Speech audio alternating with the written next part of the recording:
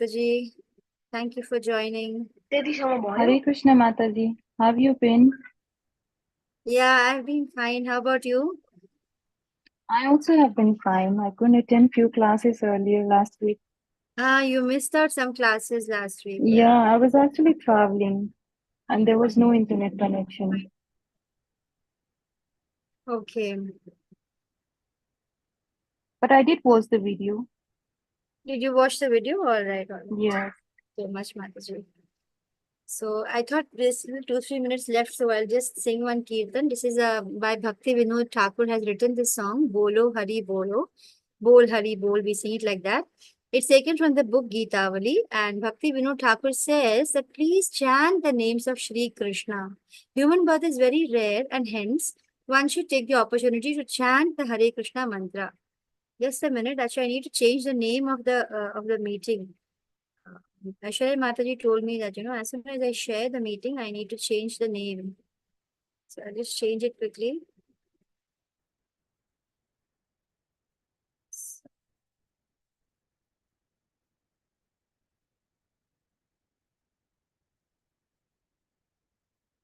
So today we'll be doing chapter 15. I don't know if I'll finish today. If not, by tomorrow I'll finish. And then we'll have just 3 more chapters left to finish level 2. And I really hope all of you will join the, level 3. Or if you're chanting 16, you can straight away join the Bhakti Shastri course, which is very, very beautiful. It's very nice. I'm just completing my Bhakti Shastri course. That is a level 5 and it's really nice. Bhagavad Gita chapter 15, English. Um, Thursday, Friday, 7 p.m. class. Today is 6th June.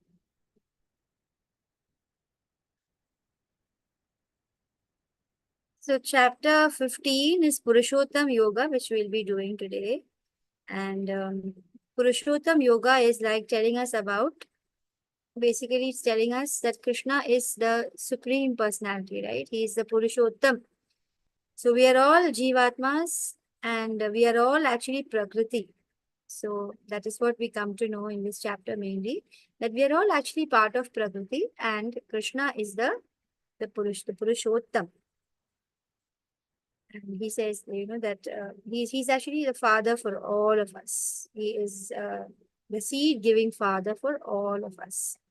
These teachings are so beautiful if we, simply learn these, and teach these children, small age, if children learn it, it'll be so helpful. The world will be such a different place. Unfortunately, it's not happening.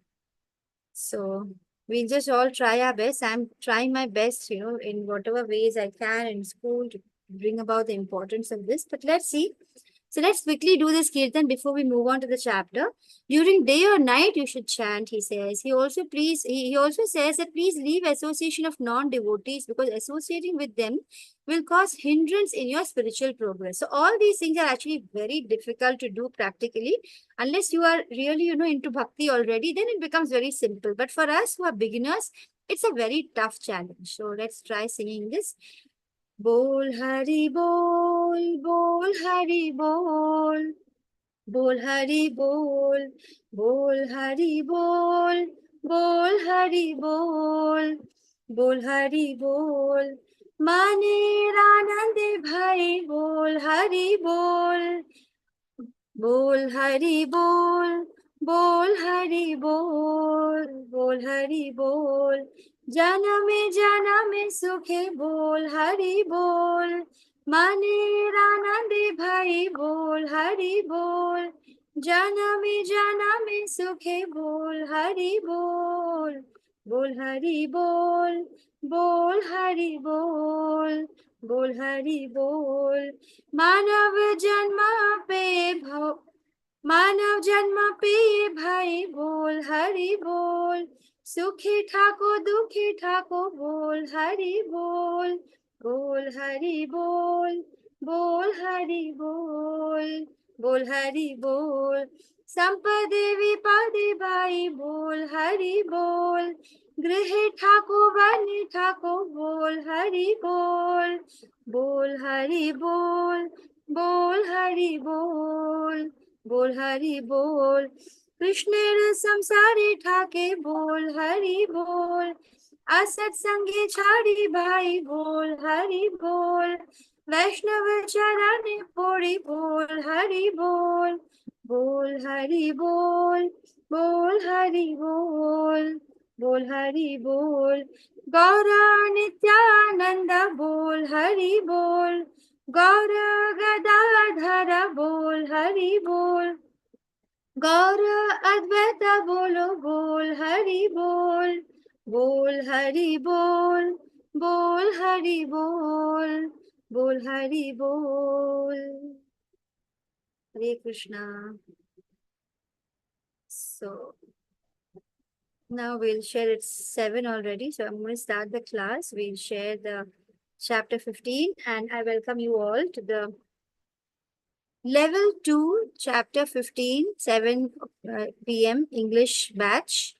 And we are coming quite to a close. We have just 3 more chapters after this. We have finished doing verses 15.1 and 15.2. Before we begin, I pay my humble obeisances to the beautiful deities of Sri Radha Govinda temple, to His Divine Grace A.C. Bhakti Vedanta Swami Srila Prabhupada, the founder Acharya of ISKCON, his disciple, His Holiness Jayapataka Swami Guru Maharaj, and his disciple Temple President Nam Nishra Prabhu.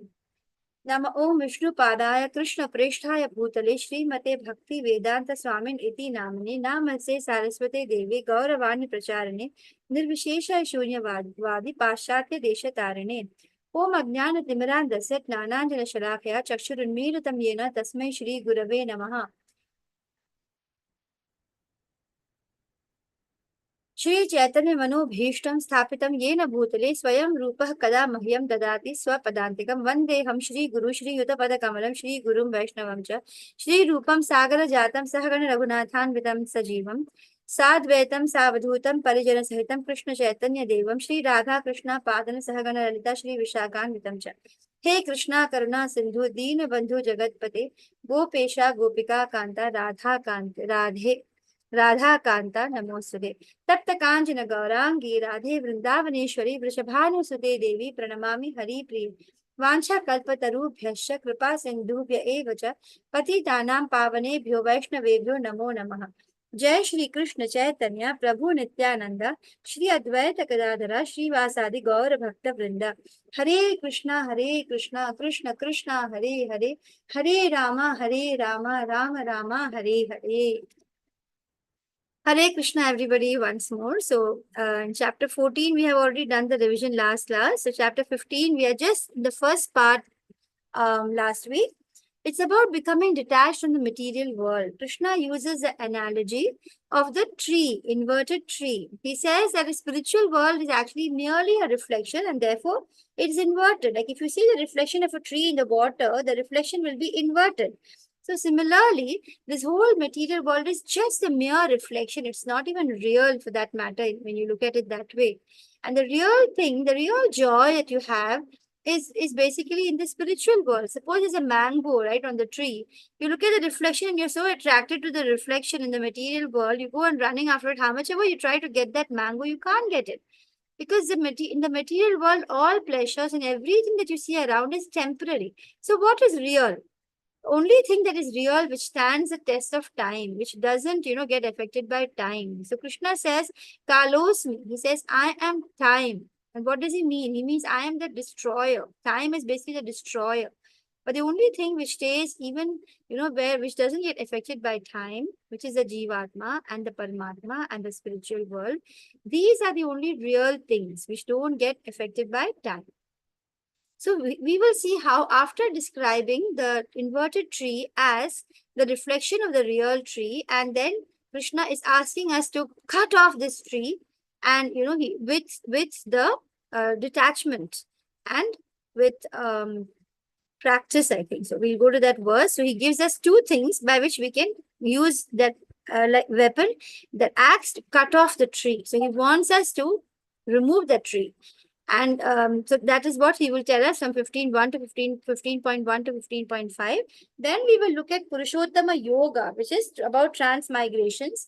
And 15.12 to 15, we will see Krishna's position as a maintainer. So we will come to know how Krishna is actually the supreme maintainer. So 12 to 15 are very important verses. And then the last 4 verses, it's a very short chapter, is the 3 shloka Bhagavad Gita, which summarizes the Vedas and Vedantas and all kinds of living entities. So first part is about becoming detached. We already looked at the whole 15.1 in great detail, including the lectures by Srila Prabhupada last week. So I have put in the whole lecture. Now 15.2 is I think where we are. So 15.2 also, did we finish? I think 15.2 also we finished, right? So we are in 15.3 and 4. This is the verse which we were in. So 15.1 and 2 are describing the tree. And let's see in 15.3 and 4 what Krishna is proceeding to say. 15.3 and 4 Krishna says, न रूपमस्येह तथोपलभ्यते नान्तो न चादिर्न च सम्प्रतिष्ठा अश्वत्थमेनं सुविरूढमूलम् असङ्गशस्त्रेण दृढेन छित्त्वा ततः पदं तत्परिमार्गितव्यं यस्मिन् गता न निवर्तन्ति भूयः तमेव चाद्यं पुरुषं प्रपद्ये यतः प्रवृत्तिः प्रसृता पुराणी. So he is saying here that the real form of this tree cannot be perceived in this material world. No one can understand this, actually, the spiritual world at all. We can't understand where, even the material world for that matter, we don't know where it ends, where it begins, where is its foundation. But so what is it that Krishna advises us to do? He says, with determination, you must cut down this weapon with the weapon of this tree, with the weapon of detachment. So the detachment is a weapon you need to use, and the emotion you should have is the determination. So doing, one must seek that place from which, having once gone, one never returns, and surrender to the Supreme Personality of Godhead, from whom everything has begun, and in whom everything is abiding since time immemorial. So Krishna is telling us that we need to cut this tree with the weapon of detachment. But you can't simply detach. You can detach only when you develop a new attachment. So you develop an attachment to whom? You surrender to Krishna. You attach yourself to Krishna. You give everything to Krishna. You surrender to him. And then you will go back to the place from where there is no return, and to the place from where we actually belong to since time immemorial. So that is the point which Krishna is making here. So the real form, let's look at some quick notes. The real form is banyan tree cannot be understood in this material world. The real banyan tree is in the spiritual world. The roots of the reflected tree is growing upwards, and extension of the real tree is at the other end. So entangled within the material expansions of the tree, we are actually entangled within the material expansion of the tree. We can't see the extent of the tree, cannot be seen. Even the origin of the tree cannot be located. However, the cause has to be traced. So analogy is, when someone says, I am the son of my father is the son of a so and so on. At last, you will come to reach Brahma. And where is Brahma? Generated by the Garbhodakshai Vishnu. Finally, the search ends in Krishna. So that is where, when you keep on looking, tracing back to where is your real origin, the origin is Krishna. This is achieved only by the association of persons who know Krishna. Only somebody who knows that Krishna is our, father. He's a basic seed-giving father for everyone. So when you get this knowledge, you start attaching yourself to Krishna. That is when you will become detached from this false reflection of reality, which is when you will situate yourself in the real tree. So the word asanga shastrena means, shastra means weapon, and asanga means detachment. Asanga, sanga is attachment. Asanga, you become detached, is very significant because of the attachment for sense enjoyment, and because we want to lord it over the material nature, which is so strong. That is the only reason why we are not able to cut this tree. The whole material existence, Krishna is saying, use the weapon of detachment and cut it. So after being enlightened, how can you be enlightened? You cannot be enlightened without devotees. So it is always through devotees that we become enlightened. And then we learn that we have to surrender to God. And once you succeed in reaching the supreme abode, by association of devotees, by cutting this big tree of material world with the weapon of detachment, and then you will go back to spiritual world and you will never return to this false reflected tree. Supreme Lord Krishna is actually the original root from where everything has emanated. So Lord says, Aham Sarvasya Prabhu. I am the origin of everything. Krishna is saying that Krishna is the origin of everything.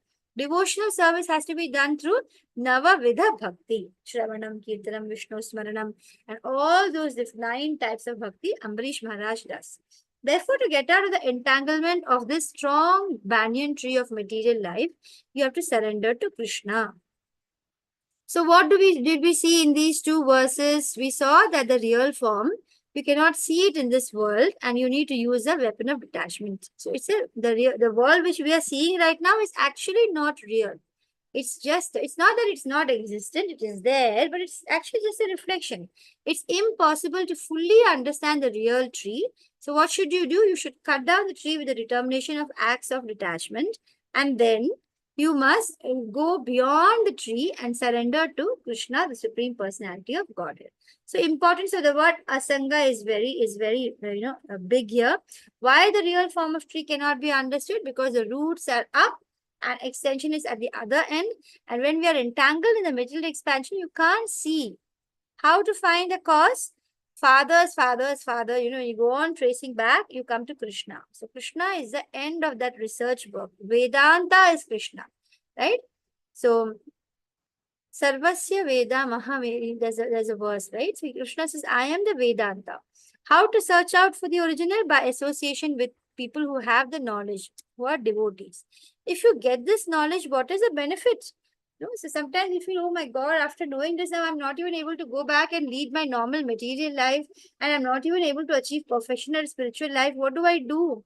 So, but there are benefits of the knowledge. The benefit is that if you keep on engaging with this knowledge of the Bhagavad Gita, gradually you will be able to detach from the false reflection and you will cut out this connection, and then you will be situated in the real tree. So that is the importance of detachment. So here we can see again, furthermore, asanga shastrena dridhena chitva, with determination, dridha, with determination, chitva, cut down this tree with the asanga shastrena, weapon of detachment. Detachment is the only way. How? First of all, you have to find one in knowledge, somebody, you find a guru. And then the guru will teach you, show you the Lord. And then you surrender to the Lord. And when you do that, you will attain the eternal abode. See how we can see in this picture, we have Krishna hugging Sudama or somebody. So he's hugging a friend. And so, this is how we will also be welcome back. Krishna actually can multiply himself for each one of us. He's there and he will be there for us. Let's look at the next verse. This is 15.5. In 15.5, Krishna is saying, निर्माणमोहोजित संगदोषा अध्यात्म नित्या विनिवृत्त कामाः द्वन्द्वैर्विमुक्ताः सुख दुःख संज्ञैर् गच्छन्त्यमूढाः पदमव्ययम् तत्. So it says that those who are free from false prestige, illusion, and false association, who understand the eternal, who are done with material lust, who are freed from the dualities of happiness and distress, and who unbewildered know how to surrender unto the Supreme Person, they will attain to that eternal kingdom. Who will be able to surrender to the Supreme Person? Nirman, one who is nirman, no man, no more false prestige. Moha, he is free from illusion. Jita Sangha Dosha, he is free from false association. Adhyatma Nitya, he has understood the eternal truth. Dvandvar Vimukta, he is free from all dualities. Vinivritta Kamaha, he is done with material lust and he is unbewildered. With the material lust doesn't make him attracted anymore.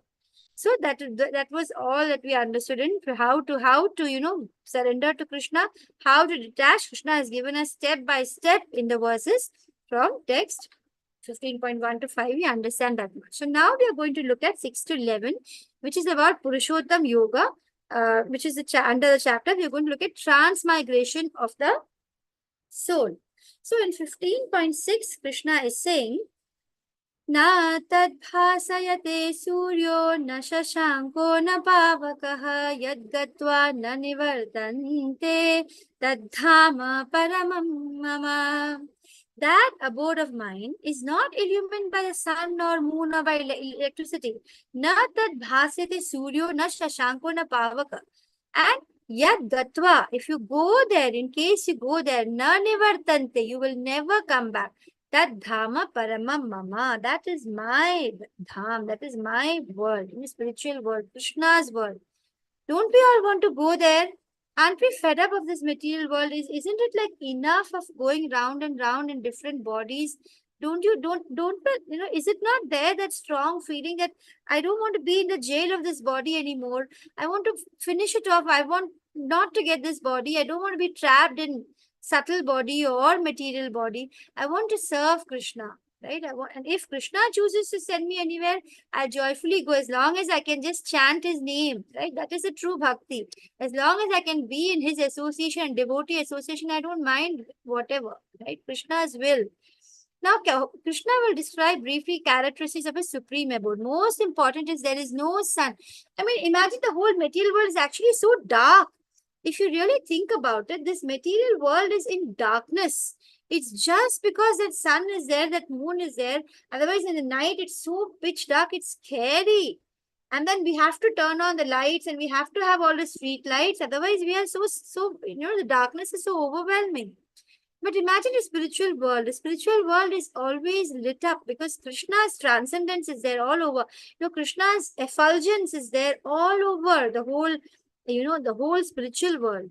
So that Dhama Paramam Mama. How is that abode of Krishna when you go back to Krishna, when your soul becomes purified, no more contaminated? You are chanting 16 every day. You're doing all the devotional service. You have no more desires, right? You have no more designation. Sarvopadi vinirmuktam. You have no more desires. Anya bhilashita shunyam. And then you are chanting and chanting, and then you're doing only all service, only akarma, no more karma, no more vikarma. Then, when we become pure, we go back to that beautiful abode of Krishna. There's no need for sun, moon, fire, electricity. Once you go there, you don't need to ever return back to the material world. 15.7 is a very famous verse. It says, Mamevamsho jivaloke jiva bhutah sanatanaha mana shashthani indriyani prakritisthani karshati. The living entities in this conditioned world are my eternal fragmental parts. Very important shloka. We come to know that we are actually parts and parcel of Krishna. And due to conditioned life, because we are conditioned for so many yugas, we are just going on, and you're struggling hard with these six senses. Imagine, I'm fed up of sitting on this chariot of the body and the senses are running here and there, no control over the mind. The stupid monkey mind is taking us here and there, go do this, go do that, and like mad people we are running, right? But then actually we once we give up this material body, gross and subtle, and then we attach ourselves to Krishna with a weapon of detachment, we cut off this tree and then we go back to Krishna. In the last breath, we should be able to remember Krishna and we go back to him, right? That is what we should do. We are part and parcel of Krishna and we have to go back to the spiritual world and serve Krishna, because that is our constitutional duty. It's actually the natural thing which comes to us. For some reason, we have been sent, for some, behaving like some criminal, we have been sent into this material world full of miseries. At least we are grateful we got this Bhagavad Gita from Namnishta Prabhu and from ISKCON Mangalore, that we know now clearly that this material world is a dukkhalayam ashashvatam. Otherwise, we were still running after, I think if I get this car, I'll be happy. If I do this particular course, and if I get first class, if I get this job, I'll be so happy. So crazy all those thoughts were. Now we laugh at them. I mean, they didn't make any sense.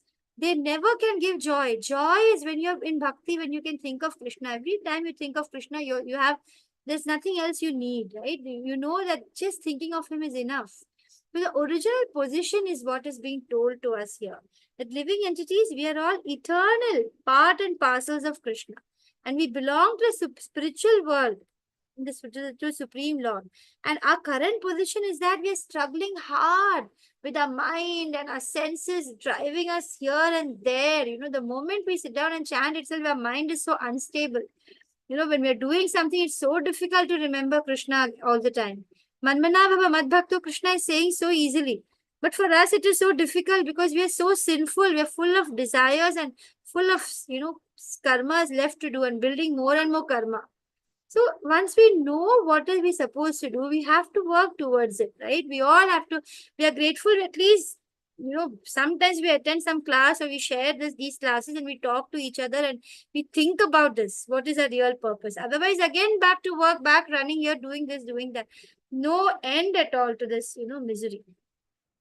15.8 Krishna is saying, Shariran yaddavapnoti yachapyutkramati grihitvaetani sanyati vayurgandhani vashayat. So the living entity in the material world, he carries his different conceptions of life from one body to another as the air carries aromas. Now beware about this. Beware. Our living entity which is there within us, it will, if we have even little bit of desires, the subtle body is still there. We are still engaging with our mind and our intelligence. We are not attaching ourselves to Krishna. We are not chanting sincerely. And then we still have some desires left. We want this. We still have it. We still are attached to the body. We think of that we are the mind, we are the intelligence, we are the body, whereas we are none of them. So what happens in that case? When the living entity will leave the body, it will carry with it the different conceptions of life which we have, like whatever desires and thoughts we had. It will just go straight away. The Prakriti will not even give us a choice which body to take. These verses are about transmigration. The Prakriti or nature is not going to give us a chance to choose, okay, you know what? I want to be the son of a child born in Ambani's family. Or I want to be here, born in some very luxurious kind of, house. Or I want to enjoy heavenly bodies. No, not at all. Based on your karma and your wishes and your desires and what you deserve, the nature will straight away put you into the womb of don't know what, animals or plants or what we don't. At least if we chant and we are into bhakti, we will at least get a human body so that we can chant and do devotional service and experience the bliss, some bliss, if not, complete Satchitanand if you can't achieve. So this is how it happens. Even little bit desire is left. Even little bit of karma and vikarma are left. We will straight away go, just as air will carry one particular smell. Air crosses the rose and carries a smell. Similarly, when the soul will leave the body, it will carry all the different aromas, all the karmas which are left over, all the wishes, and then it will straight away go into another body with the sanction of the Lord.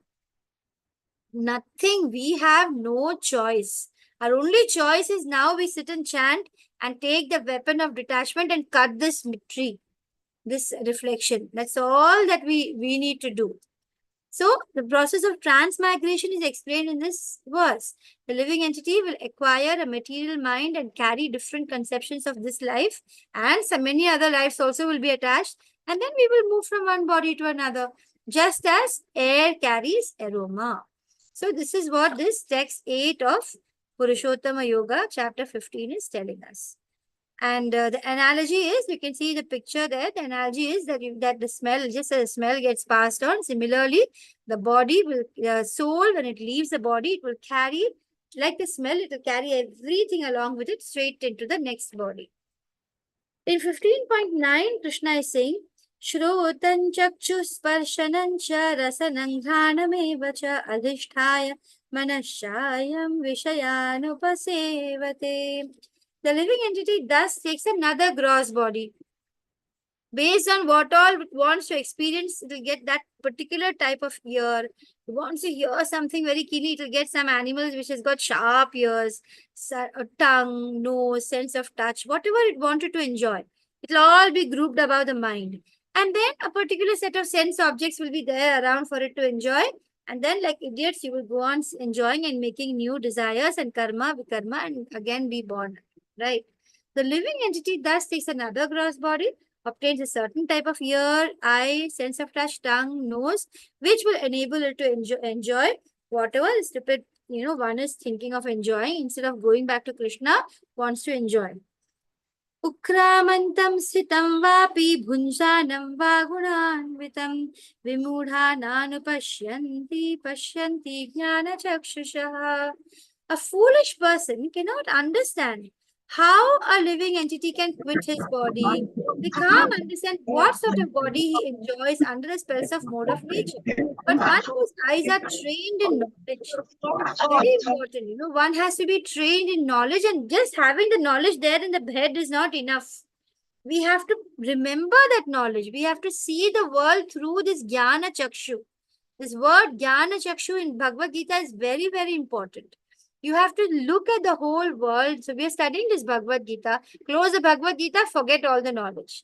Not like that. We have to maintain that whole, thinking about all that we're learning and look at the world around us through this knowledge that we have gained. A foolish person will not be able to understand unless you get this knowledge and train yourself to actually see the world through this knowledge. So in 15.11, Krishna is saying, Yatanto yoginashyanam pasyantyatmanyavasitam yatantopya kritatmano nainam pashyantya chetasaha. The endeavoring transcendentalist who is situated in self-realization, once you become a self-realized person, you are continuously endeavoring to get spiritual knowledge, then you can see everything clearly through the Jnana Chakshu. But if somebody is not situated in that self-realization, he cannot see what is happening. Though they will try, they think that, I am so intelligent, I can see and make out what people are and everything. They will think that they are very knowledgeable. But even if they try, they can't understand a thing. Unless you come to spirituality and you get self-realization, you can't see things clearly. It's not possible because you need to have to open up your transcendental eyes. With material eyes, you can't see Krishna, you can't see what is actually happening around you. So result is that, what is this verse saying? Those not trained in knowledge, they are in ignorance. What is the cure for this ignorance? Krishna says, knowledge is the cure for ignorance. So those who are trained, when you keep on reading and you see through Jnana Chakshu everything around, you don't complain of why is that man so bad in nature, but why is he enjoying the riches? You know very clearly it's the karma. And the karma will, if he's doing something bad, he'll anyway get it again. And so he's going to be in a cycle of birth and death. So if you're trained, you can see everything. You won't complain or grumble about anything because you know that whatever is happening, there is a reason. Krishna knows the reason. We all have no need to know everything because otherwise, if we need to know, Krishna would have given us. Krishna says, I am the one who gives remembrance and memory.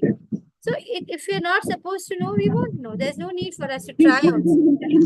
We can, Krishna will wants us to come into bhakti, and then the jnana will come by itself. Once we are in bhakti, the jnana will come by itself. So those whose minds are not developed, who are not situated self-realization, they cannot see what is taking place even though they try. So bhakti yogis are the actual yogis. Why? Because they have realized their self, they have understood the world around them, they know the Supreme Lord. It's not like people who are, oh, I want to meditate, I'm going to take sannyasa and running away from this material world. Not like that. A realized soul understands, he looks at the world with compassion. He never is bored or bugged or irritated. He is always calm. He is, in chapter 2, we had learned Sthita Prajna.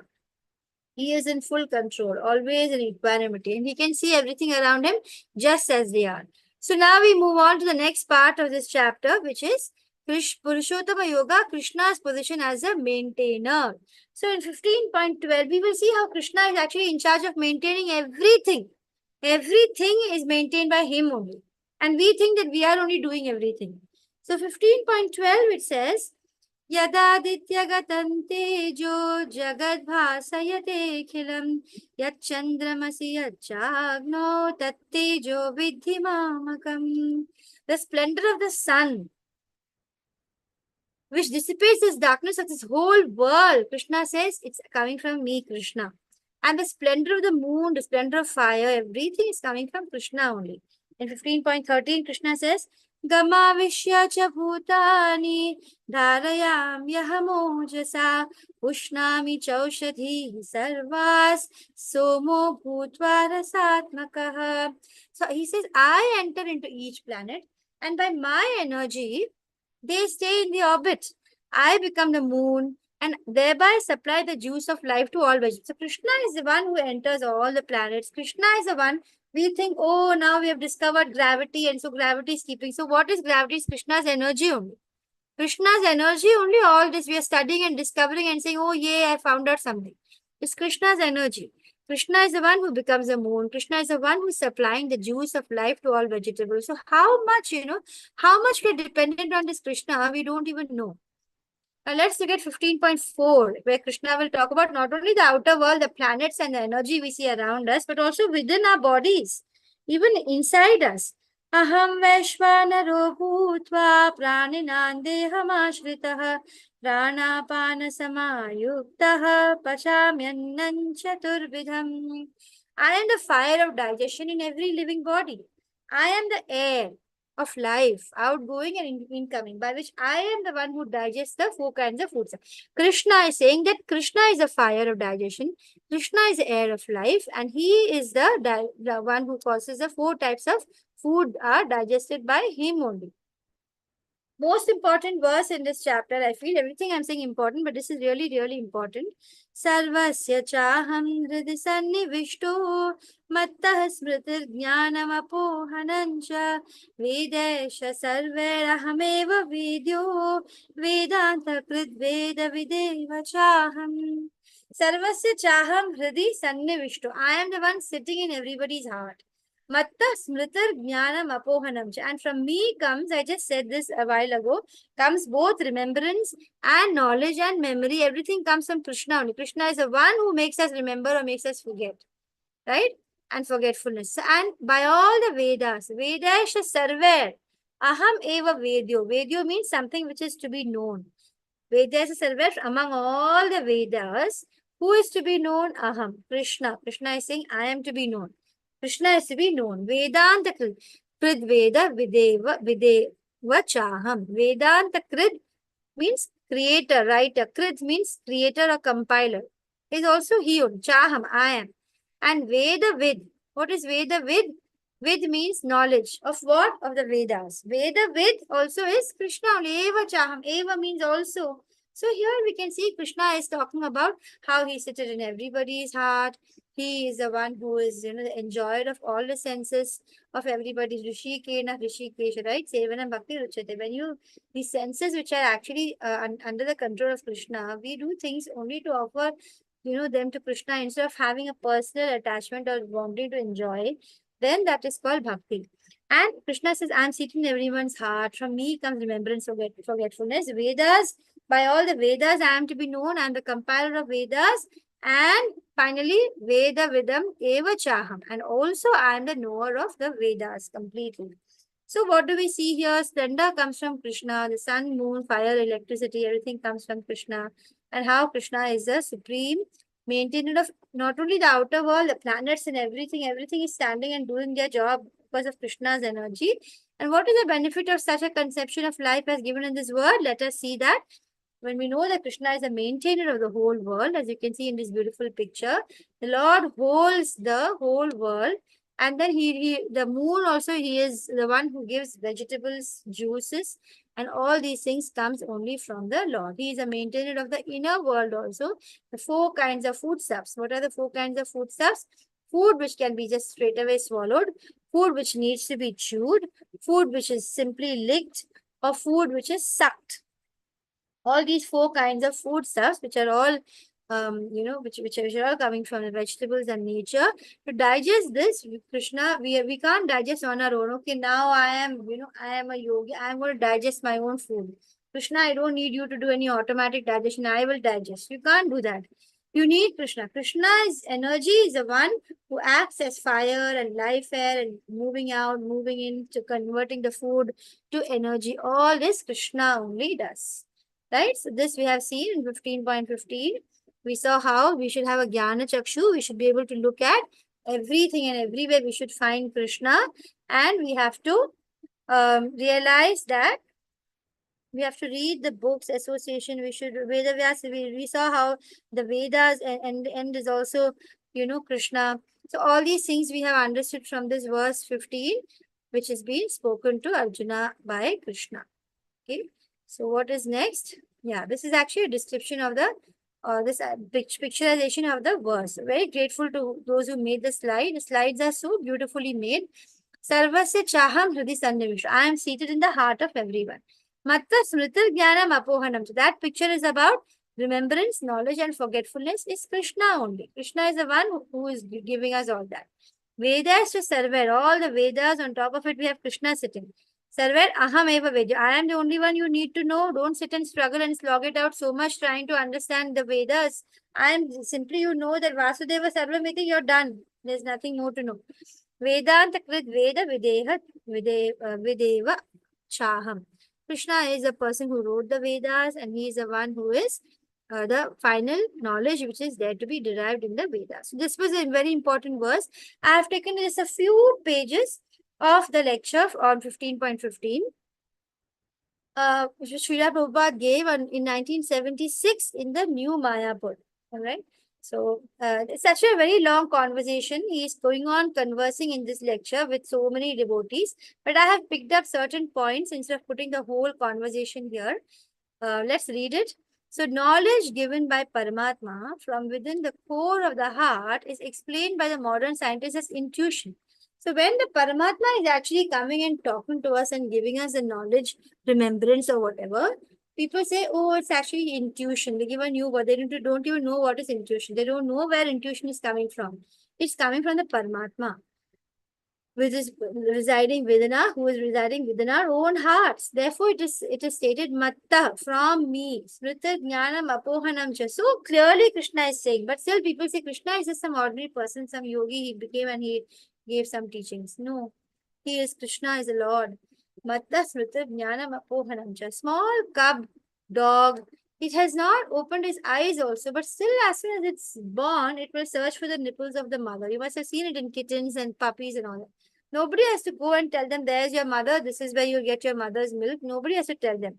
They can just go themselves and start drinking the milk. So where from the knowledge comes from? It comes from within him. That is coming from the Paramatma within him. You know, Krishna is saying, Sarvasya Chaham, what is that? Sarvasya Chaham Hridi Sanni Vishnu, right? I forget that verse. Sarvasya Chaham Hridi Sanni Vishnu, yeah. So Sarvasya Chaham Hridi Sanni Vishnu. I am seated in everybody's heart. Right. So, the other day, so Srila Prabhupada is saying that so where from the knowledge is coming from, it's coming from God. The other day, Prabhupada has explained, Veda is just like the dictaphone machine is manufactured along with the literature is also compiled. Whenever you have a machine or anything, along with that, the literature, how to use it, it also comes. So customers, they are given the delivery of the machine and then the literature also how to use it. So the Vedas are the literature which is telling us how to use this body. Therefore, Krishna says that Vedanta Krit, I am the compiler of the Vedas, because he does not give the literature. If he does not give us the literature, how to use this human body of ours, and how do we know what is the purpose? Who am I? We don't know. Manufacturer of the machine, he knows how to use that particular machine, what for it is, how to manipulate it. Everything is there. So the Vedic knowledge is actually how to use our body. What are we supposed to do in this human life? We have come to this material world. So just like we have purchased this machine for some enjoyment, similarly we have fallen down now to this material world for some material pleasure. So Krishna has given us the material pleasure we wanted. He gave us a literature also how to guide and what is it you actually should be doing instead of sitting and only searching for more and more pleasure. So that your propensity to enjoy this material world will be fulfilled. At the same time, Krishna wants us to be able to go back home, back to Krishna. So now you discuss this point that why we have come to the material world, what is the purpose. These are what are mentioned in the Vedas, which give us the knowledge about our relationship with Krishna. That is the first knowledge. And then according to that relationship, if you act, then you're rightly, directly, and ultimately, the goal is to go back to Godhead. So discuss on this point if you have any doubt in it. This is the lecture actually. That's why it's coming like that. So that is Srila Prabhupada's lecture. We have one more page of the lecture. The difficulty is when a person is missing. You know, actually what happens when we are running after the sense objects. we are missing out on the real purpose of our life. What is the aim of our life? And the energy which we should be having, with us to go and pursue and meditate and think and chant and wonder about this, it is being directed that same energy is being wasted in different ways. Just like for our body necessities, we require to eat, sleep, have some sense pleasure, have some sex pleasure, and then you want some defense. So all this is arranged. You have to eat, you sleep, you have a wife or husband, you enjoy, and then you defend yourself. So that whole business is different. Business is different means living. The business is different. What does it mean? Living peacefully. He has to realize his relationship with Krishna. That is actually the real business. But because people are not educated about this, from childhood, this knowledge can be taught. People are afraid to teach. They say, oh, the child will go away and become a sannyasi, which is the most stupid thing to say because Krishna is saying, work, do your duty over here. He never says, go and renounce. He doesn't allow Arjuna to renounce. So then this is a very big misconception. So what's happening? Therefore, he's transferring from this eating to that eating, from sleeping to that sleeping, from this sex to that sex. He's running after, but he has no idea that this is what is the difficulty. He's thinking that when I become, have sex life from this person to that person, it will be nice. But that is not, Srila Prabhupada says. It's like you think that you have some others different kind of pleasure, which, other than the animals. No, Srila Prabhupada explains that it's just like what the dogs or cats are doing. Not that there's any difference, the same taste. But because he has no other engagement, no other better engagement, therefore he's trying to simply improve these things. He thinks that let me improve all my material pleasure. And that is the problem. He gets trapped in the Maya. More and more, he wants to find out how to make his life more full of luxurious items and enjoy more. Sometimes he is enjoying as a man. Sometimes then he have because of his too much enjoyment propensity, he will be born as a hog or a dog where he can enjoy more. Or he can become a demigod if he has done some pious activities as well, but he still wants enjoyment. But that he does not know. He has to go beyond, transcend his enjoyment. He doesn't understand that it's not only you keep on praying to get more things so that you can enjoy this material sense organs more and more, which is all temporary. And so, you'll feel so low about it once you get the higher knowledge. So he has to go beyond this. What does man need to do? He should transcend this material sense enjoyment. That particular information most people don't even have. They don't even want. You give them a link of the Gita class. You say, you know what? There's a nice Gita class. Krishna is giving us a human manual. What? I'm not interested. I have lots of work. People won't be interested. So God gives us all facility. We want to enjoy in a particular situation. God gives us a facility. Now you want to just like one is very much addicted to eat flesh or blood or whatever non-veg or stuff. So God gives him a chance to accept maybe in the next birth the body of a tiger. He will give him all the facilities. He will give him nails. God will bless him with jaws, and he'll give, now you can enjoy. So he'll give us all the facilities that we want based on what all material things we want, we are searching for. So and then, but he tells us that truly when you have enough and you've come, to this final position where you want to say enough is enough, then you have to reach 18.66 chapter verse where he says, Sarva dharman parityajya mamekam sharanam raja. Give up all this business, simply surrender to me. I will take protection. So we are intelligent, we shall take his final instruction. So these are the last 4 verses, and we have 15 minutes. I'll be able to finish it. Let me just cut this call. Mataji, I have the level 2 class going on. So after this class, I'll try and join. Yeah. Hare Krishna. So the last 4 verses is actually summarizing the Vedas and the Vedanta, the Vedanta kinds of living entities. So let's look at these verses.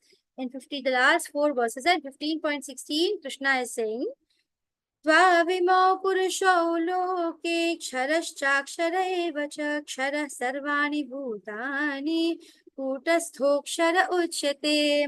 So there are Dvavimo Purusho. There are 2 kinds of people. Who are they? Ksharash Akshara. So one is for fallible, infallible. And in the material world, every living entity is fallible. We are all fallible. In the spiritual world, everybody is infallible. And then what does Krishna say? He says in 15.7, and besides these, उत्तमः पुरुषस्त्वन्यः परमात्मेत्युदाहृतः यो लोकत्रयमावेश्य बिभर्त्य व्यय ईश्वरः. Besides these two, fallible and infallible, there is a greatest living personality, the Lord Himself, who enters into these whole worlds and He maintains them. So clearly, Krishna is giving this.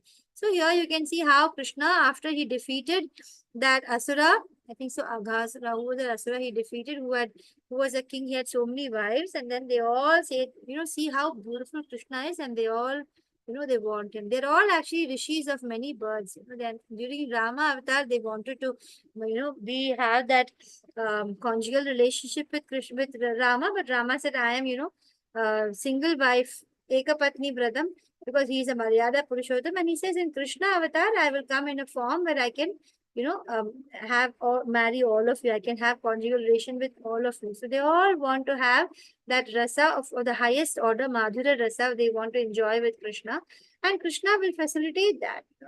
They have done so much of penance to get that, to reach that level.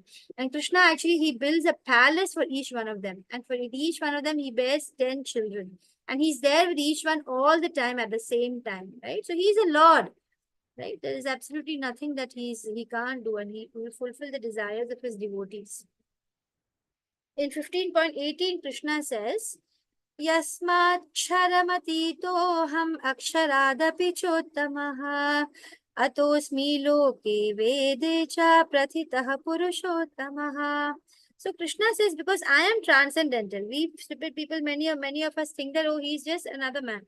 He is transcendental. Krishna is saying, I'm beyond both fallible and infallible, and because I'm the greatest, Krishna is the greatest. He is celebrated in the world. He's the most famous.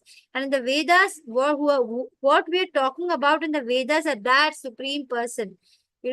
Jesus says, I am the son of God. Which God? Then we have, Prophet Muhammad says, I am the messenger of God. Which God? Krishna in Bhagavad Gita says, I am the God. I am the supreme person. I am the one who celebrated both in the world and in the Vedas, right? So Krishna says, I am transcendental. So clearly he's telling us, so we have to simply surrender to him, learn about him, listen about his leelas, chant his names. What more? That is all that is needed. This whole world, nothing else is needed. Only Naam. That's all, our soul and Naam, and then we go back at the end of it. That's all. There's really nothing else. There are two kinds of living entities, fallible and infallible. We know that in 15.16 and 15.17, Krishna says, Supreme Soul Krishna is master of both fallible and infallible. The greatest personality, he enters all the three worlds and he maintains them. And finally, in 15.18, he says, I am the Supreme Soul, celebrated both in this world, in the Vedas, as a Supreme Person. Whatever people are talking about Supreme Person, that is Krishna says, I.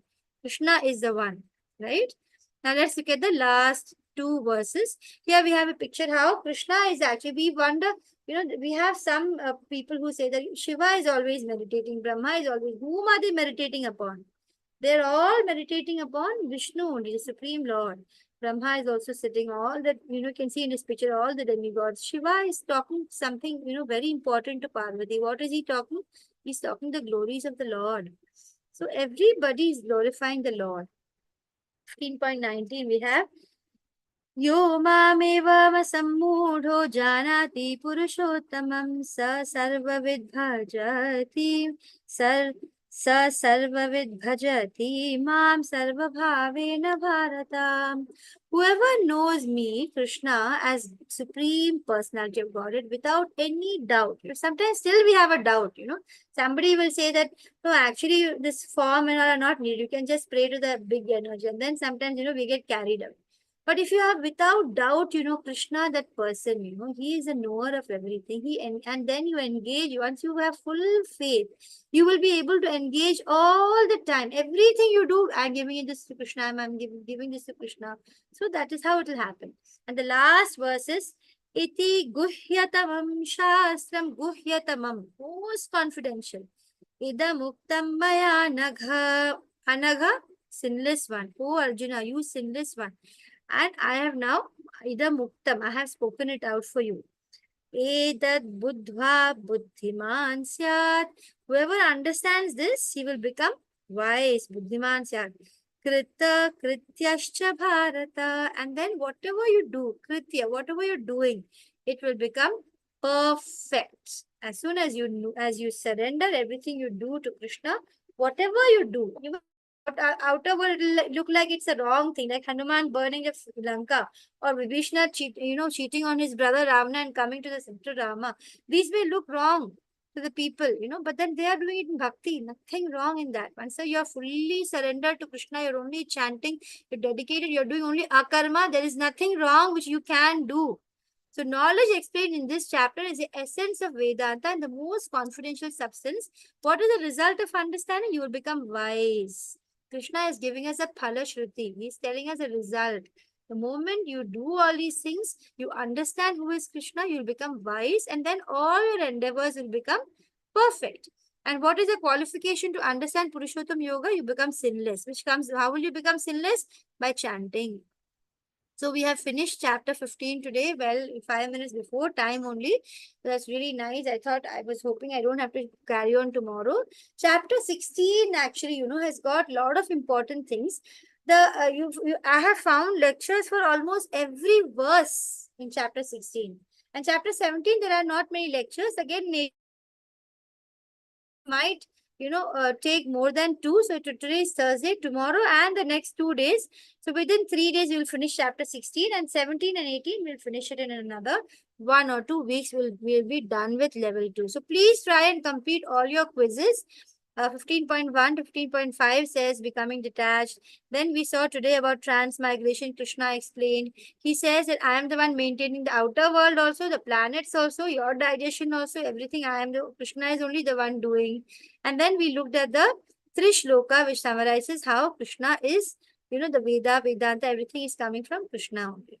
So we finished in the class. Vancha kalpataru bhyasya kripa sindhubhya evacha patitanam pavanebhyo vaishnavebhyo namo namaha.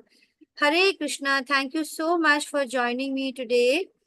Anybody would like to share any feedback or review or reflection, or would you like, to say something about today's class? Jalpa Mataji, thank you for joining. Roma Mataji, Ravi Prabhu, Prabhakar Prabhu, Virendra Prabhu. I hope you've all marked your attendance. I think Ravi Prabhu has been posting attendance already. Hare Krishna. Hare Krishna Mataji. Thank you, Mataji. Hare Krishna Mataji. Thank you. Hare Krishna. Okay, I'm ending the class. Thank you, Jalpa Mataji. Hare Krishna. Please join me Hare tomorrow. Krishna Mataji.